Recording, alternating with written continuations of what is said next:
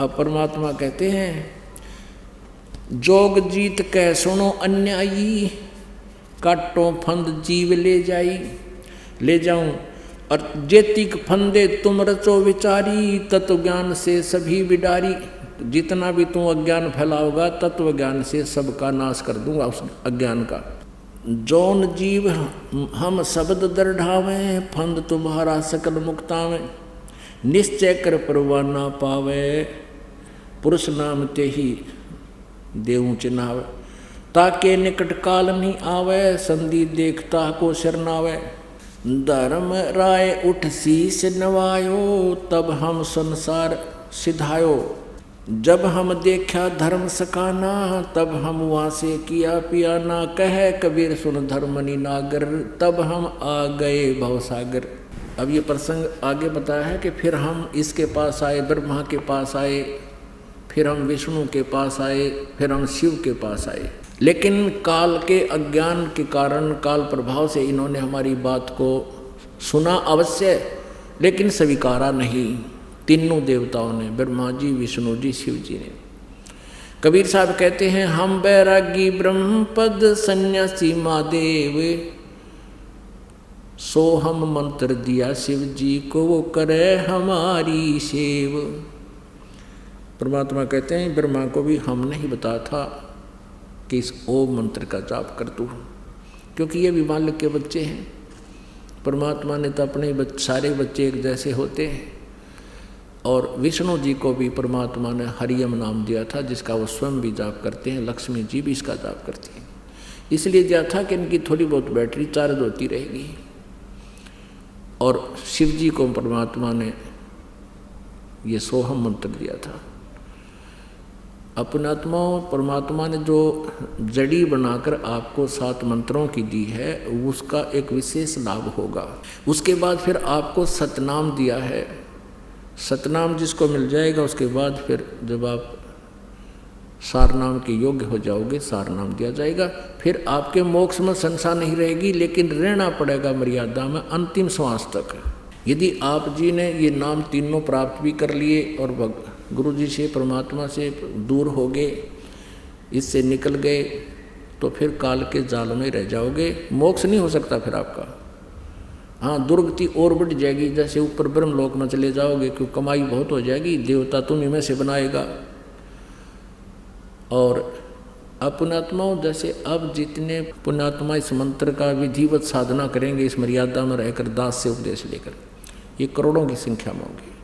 और इन्हीं में से फिर जो पार तो होंगे वो तो करना है क्या है, और जो रह जाएंगे उनको फिर इसी काल के कोलू में डाल देगा। पहले स्वर्ग में, महास्वर्ग में, स्वर्ग में, ब्रह्मलोक में, महास्वर्ग में, स्वर्ग में। फिर जैसे प्रथम मंत्र का जाप आप करते हो, फिर कुछ दिन ब्रह्मा जी के लोक में प्रथम मंत्र की कमाई नाश करवाएगा तुम्हारी। और फिर विष्णु जी के लोक में जो आप 7 मंत्र में से विष्णु जी का जाप करते हो, उसकी कमाई विष्णु जी के लोक में गण बना देगा, देवता बना देगा, आपकी पूंजी नाश करवाएगा। फिर शिव जी का जो जाप आप करते हो 7 मंत्रों में, प्रथम मंत्र में जो एक नाम है, उसकी कमाई शिवलोक के अंदर आपकी बर्बाद करवा देगा। उसके बाद सतनाम में जो प्रथम मंत्र ओम है, उसकी ब्रह्मलोक के अंदर वहाँ देवता बना देगा। वहाँ नकली सतलोक, अलखलोक, अगमलोक, अनामी लोक भी बना रखे हैं इसने, और वहाँ ओम नाम के मंत्र की कमाई वहाँ नाश करवा देगा। और फिर आपका रहा वो सतनाम में दूसरा मंत्र, उसकी कमाई से फिर आपको पुनर्जन्म प्रारंभ होंगे मनुष्य के। सतयुग में आओगे तुम, वह बैटरी चार्ज तो होगी इस समय की, और वह समाधिष्ट होने लग जाओगे, सब ठाठ होंगे, क्योंकि उसमें ऐसा ही प्रावधान होगा। अच्छी आत्माओं के कारण परमात्मा के आदेश से काल यहाँ बहुत अच्छी व्यवस्था कर देता है।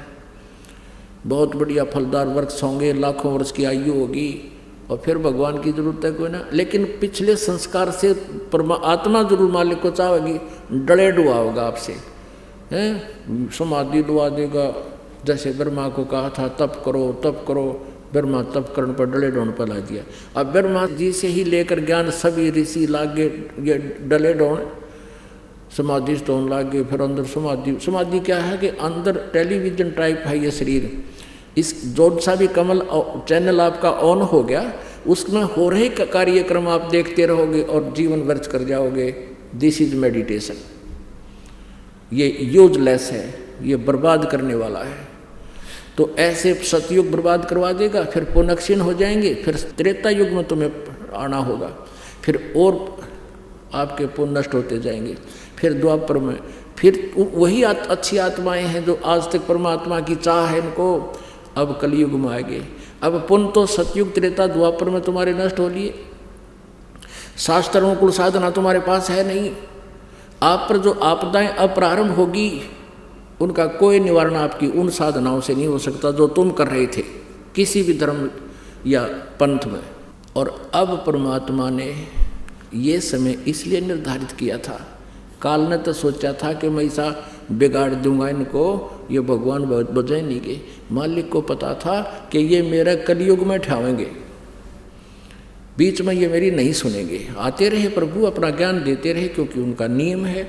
वो जैसे बच्चे बिगड़ जाते हैं किसी बाप के, वो पीछे पीछे फिरता रहता है, वो बेशक ना मानो उसकी बात नहीं, उसको मालूम है कभी इनकी देह टूटेगी जब मानेंगे ये। अब कोई बच्चा मान ले, बकवाद करता है, चोरी करने लग गया, पिताजी मना करता है, नहीं मानता है, शराब पीता है, फिर किसी दिन पकड़ा भी जाओगा, उसके जूते भी लागेंगे, सजा होगी, पिताजी फिर भी कोशिश करेगा ये छूट जावे और इसका जन्म सुधर जाए, अपना फिर धंधा कर ले। तो मानना जब है तो उसकी देह टूट लेगी। तो अब हमारी देह टूट ली, अब कलयुग में हम आ लिए, सब पर आपदाएं आ रही हैं, पिछले पुण्य रहे को ना। जो साधना हम कर रहे हैं वो शास्त्र विरुद्ध है, उसका कोई लाभ नहीं। तो अब हम परमात्मा के ठावांगे, यानी अब हमें मिलेगा भगवान। और इसलिए दाता ने ये समय दिया था कि ले तू कर ले जो तने करना है, और जब कलयुग आओगा जब मैं आप देख लूँगा। अब इसने तो चाल चाली थी कि पहले अपने दूत भेज कर भ्रमित करवा दूंगा। परमात्मा ने चाल चाली थी कि पहले इसके दूत आकर वो एंड बैंड उआ बाई बोल लेंगे, वो बकवाद बता देंगे सब, और फिर मैं शास्त्र अनुकूल साधना सत्य ज्ञान सब समझाऊंगा। ये पुण्यात्मा शिक्षित होंगी, सदग्रंथों को देखकर उन अज्ञानियों से अपने आप भाग आऊंगी मेरे पास। और ज्ञान सब ज्ञानड़ी, कबीर ज्ञान सो ज्ञान, जैसे घोड़ा तोब का इब करता चले मैदान। अब परमात्मा का विज्ञान मैदान करेगा और सबका अज्ञान अंधेरा हट जाएगा और सभी पुण्यात्माएं परमात्मा के पास आएंगी। जिन सुखों को आप ढूंढ रहे हो यहाँ आपको फ्री में मिलेंगे, आपकी आपदाएं टलेंगी, आपके प्रारब्ध के पाप नाश होकर के आपके पुण्य प्रफुल्लित होंगे और आपको भगवान मिलेगा। बोलो सतगुरुदेव।